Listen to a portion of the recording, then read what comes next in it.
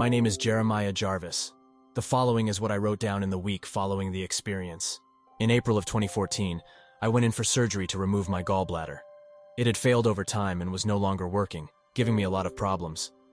A couple of years prior, I had an inguinal hernia repair with the same surgeon and drug doc, without issue. The type of surgery was laparoscopic, which was a new type of procedure for me as prior surgery had been open. Back to Michael. I felt extremely humbled and unworthy to be in his presence or where I was at. I asked why I was here. Michael told me I was there because I was a righteous man. This term seemed to denote a category, or at least that was my impression, more than he was specifically describing me a certain way. This term has confused me since my return, because it can be taken a couple of different ways on Earth. I have been studying it the past couple of weeks. I am not complete in my study, but did find that the term together is actually in the Bible verbatim, which I admit I have never read and am woefully ignorant of. That is changing as I have found some explanations in there for what I experienced.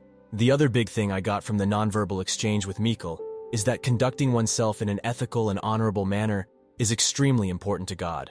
Extremely. I cannot stress this enough. There are many things we may consider sin here that are of less importance there. There are things such as these and passing judgment towards others that are a much bigger deal than at least I had come to think before this experience. Those are two words, though, he specifically clarified. These are things I had done well and were examples of the reason I was there. I attach no ego to this, only pass it on for those who may have interest. There is no ego in heaven. It does not exist. Take of this what you will. In terms of the varied emotions on earth, they are not present in that place. There was no sorrow, no anger, no regret, no greed, no anxiety, etc. I don't mean that I didn't experience them there. I mean that they literally do not exist, and experiencing them was not possible. I have clarified the nonverbal communication because it is identical to verbal communication in the sense that there is no confusion over what is said, but also because I had a verbal discourse with Michael. Michael verbally asked me a question. He had a male, very clear voice and spoke in my native tongue, American English. I feel this was for my benefit only, as in, he could communicate in any language in existence. His voice came from the central cigar-shaped area of his being of light, about 6 feet off from the ground. Michael said to me, "You may come with me now if you like." I took this as a question with an optional response. I immediately, and extremely strongly, had the sensation, and could see 2 balls of light near my left breast, or at least where it would be if I could see it, of the souls of my wife and infant daughter. I felt an overwhelming feeling of absolute responsibility for their protection. It was resoundingly powerful. I'm not sure if this will be edited out, but I believe in telling this as accurately as possible. I said to Michael, not in anger, doesn't exist there, but with extreme passion. There's no $dollaring way. Michael laughed at my response. It was a loving laugh with a feeling of appreciation and complete understanding. I felt, never could see details of a face, that he had completely expected a response along those lines, and liked me even more for it, if that was possible. He replied to me, still laughing, "Okay." The next instant, I awoke with a nurse in front of me. I asked her what went wrong. She appeared surprised by my question, and told me that my heart had stopped. They believe I had a rare response to the CO2 that is pumped into the body cavity to give the surgeon room to work. I asked if they got it started again with shock or drugs. She responded, drugs. There are a couple of things to round out the experience. I am still digesting a lot of it. The entire time I was there felt like approximately 45 seconds in Earth time. The information flow is so extreme that I'm going to need some time to work through it all. From estimates in my medical records, I was only down for a very short time, less than a minute. I did not experience rising out of my body. I went immediately to the entrance and Michael. There was no tunnel or light, yet when I was there, it is possible there was a tunnel behind me. It was just so black, I could not discern anything behind me. I did not experience any type of life review. For me, it seemed like a review was complete and is always ongoing. I also was not met by any dead relatives, although I did feel them in a general sense beyond Michael. All those thoughts were preconceived notions I had prior to this experience. I only add this because it still seems strange to me how different it was compared to what I had expected from church and whatnot. Up until this experience, I had an "I have no clue what happens when you die, maybe nothing" kind of thought process. It was essentially an open question for me. I believed in God, because the existence of God was logical to me.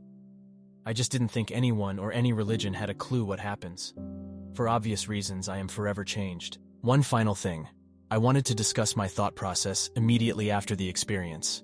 Initially, even though I knew otherwise, I looked for any scientific reason for the experience to the point of asking my surgeon for advice. He didn't have any, and I'm unable to come up with an adequate scientific explanation. Next, I thought of a dream, but it was much clearer. I was literally awake. I then went over hallucination. I have never had one, so it seemed perhaps viable. The biggest problem here is that the experience went way outside of any preconceived notion I have ever had, and again, it was just too clear. I was clinically dead, which also makes this one a stretch. Probably the most interesting aspect of the experience is how clear it was. My memory of it is as clear as any waking memory I have of my life here on Earth. I have zero explanation for that other than to say, it simply happened exactly as I remember it. I provide this narrative of my experience with the hope that it may help people who read it, and the hope that it may be useful to future research into this area. I was brought into the operating room and got onto the table. I talked with the nurses, and then I was put under. It was basically about the same as my last surgery. Unknown time passed, and I came to in an instant with a rapid motion. It felt like I went adjacent to where I had been. Almost like a hole was torn in existence, and I shot through it. There was complete blackness behind, below, and to the left and right of me. Directly in front of me, about 12 feet or so, was a very brightly lit being, standing in some sort of vague entryway. I could see a bright light blue sky-like area above, and in the distance behind the being. In my estimation, the being was approximately 8 to 9 feet in height, and approximately 6 feet in width. It consisted of a very bright white light outward from a cigar-shaped center, with the edges of it fading to a bright cobalt blue. No matter what angle I viewed the being, I could not make out a face or many features of it. The light was extremely bright and fluid in nature. The being did have a definite substantial mass. The connection I had to the being was extreme. It knew me to my core and had known me forever. The being felt like my brother and best friend wrapped into one, times 10,000. The being was extremely humble and loving.